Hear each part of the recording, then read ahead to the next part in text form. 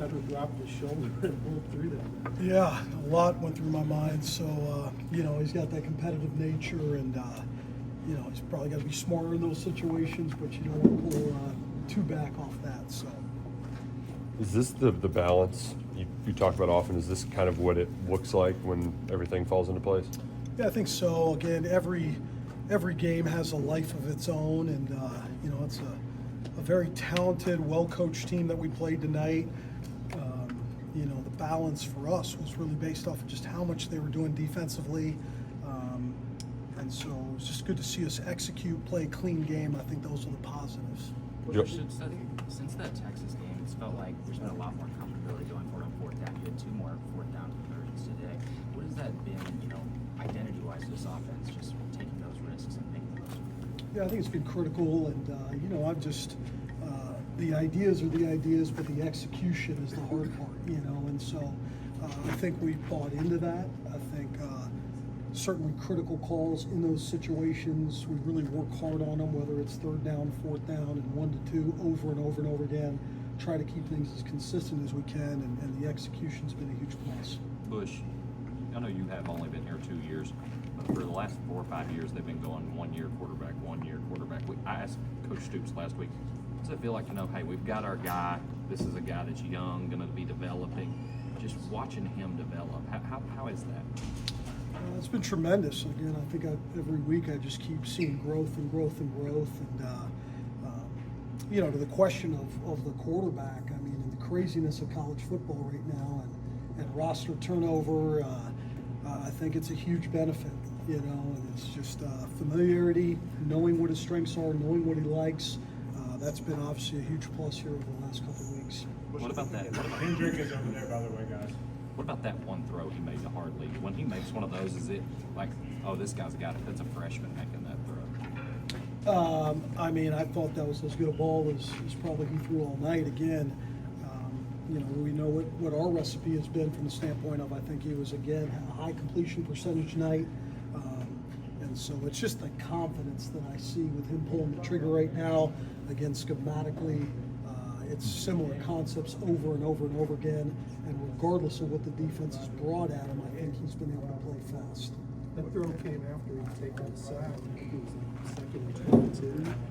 Earlier in the year, the team was until he gets behind the chain, it's hopeless. How nice is it that not to be hopeless? Yeah, it's huge.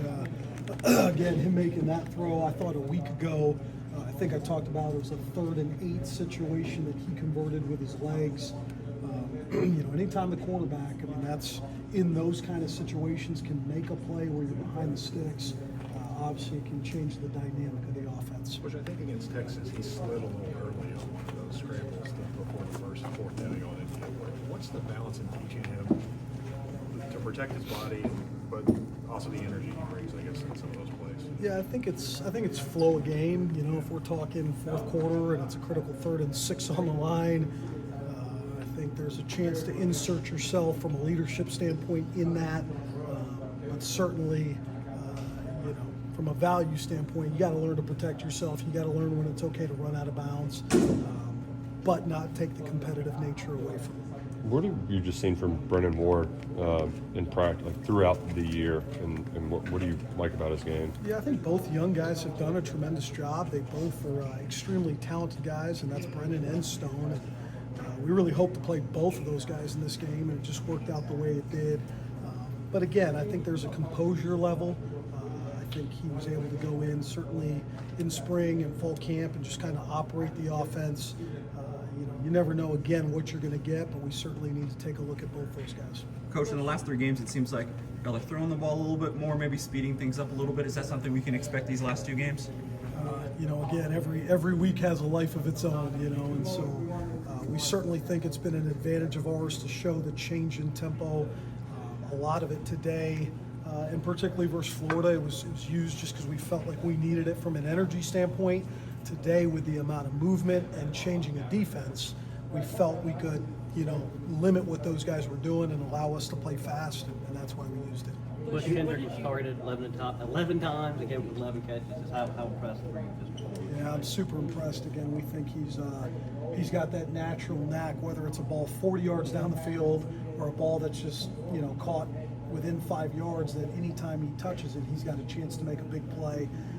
You know, Kendrick's a guy I could just rave about. I mean, the way he works week in and week out, his special teams value, his toughness value, certainly a guy I'm glad to see, you know, getting what he's getting now. Steps a vocal role where he needs to be there, you know, at the strong safety position, you know, getting the pick and then making the big hit that forced the fumble.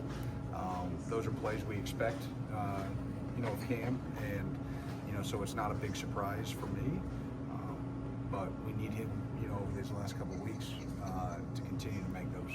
Along that same vein, Nasir Stoops said he was a little bit hurt today. Obviously, you guys are also looking at potential options with his red shirt, but you saw Grant Green, a freshman, step into that role. How do you think he played today? Yeah, I think he did some things that he's probably going to be pleased with on film, and he's going to have done some things that, you know, that we know we got to get corrected. You know, he's a freshman. There were some freshman mistakes out there, and so it's our job to get those things corrected. Right, I mean, you said you're not pleased with performance to give up 10 points. I mean, I think fans would say, what is it that's so displeasing to you about how you guys played defensively? The fact that, you know, how they move the football. You know, that you know, we have a standard in which we play. You know, I again, like I said, I don't think our pass lanes were clean. I don't think our run fits were clean. You know, so there are some things in there that, hey, listen, good football teams are going to move the ball. We get that. But when there's self-inflicted mistakes that, you know, are training camp mistakes, at this point in the season, we shouldn't be making those. Your defense has shown resiliency all year, coming back off the performances that were not so great. Do you think they'll be able to do that again in the next 2 weeks? We'll see. Like that's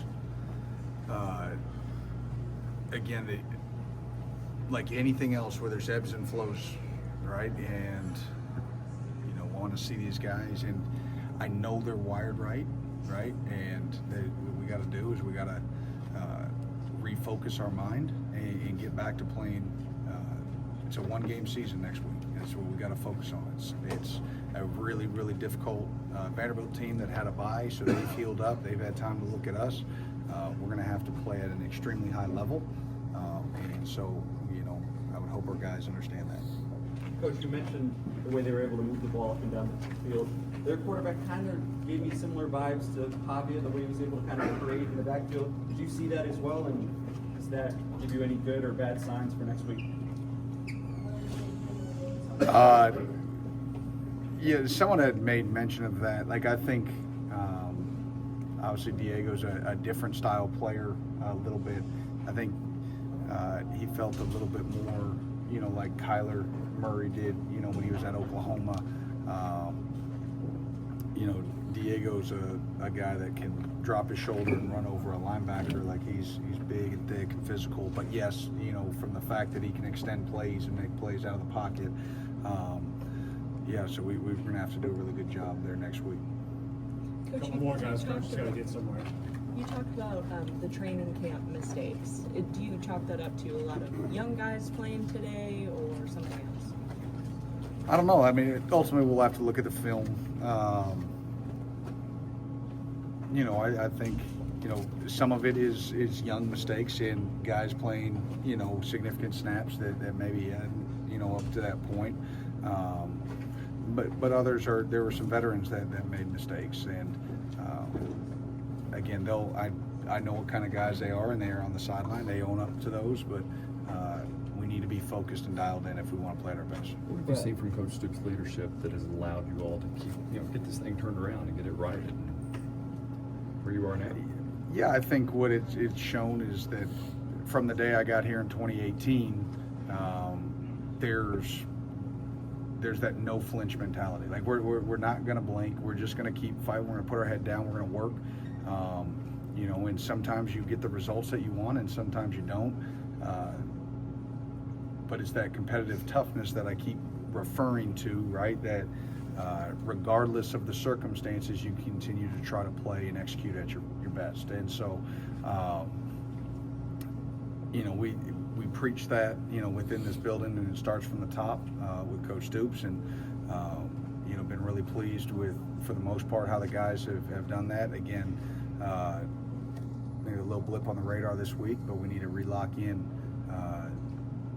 And I think they understand, you know, how important these next 2 weeks are. Brad, obviously, the focus is on 1 week at a time this season, but some of these injuries have given you guys some interesting options with red shirts, you know, the guys like DJ or Nasir. Does that give you any kind of excitement for what your defense will look like next year with some of these guys coming back? I've got zero thought about next year. I've got 7 days, and we're going to play a top 25 Vandy team at their place. So, Last one.